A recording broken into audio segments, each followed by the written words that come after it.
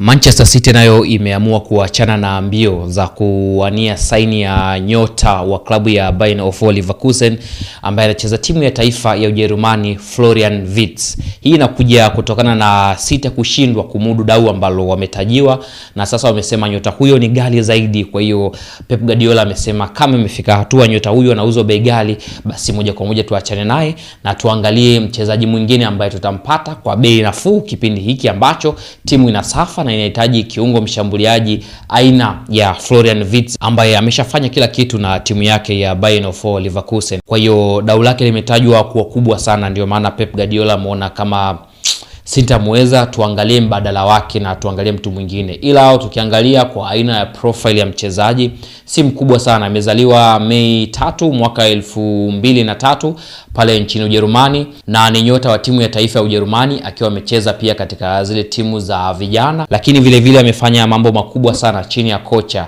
Xabi Alonso ambaye ameachana na klabu hiyo. Kwa hiyo City wameshindwana na nyota huyu kutokana na dau lake kuwa kubwa. Nani atasajiliwa na Manchester City? Takuja kukwambia, tulia hapo hapo. Ila kwa swala la nyota Florian Wirtz limeshindikana na Manchester City rasmi wamesema hawatamuweza.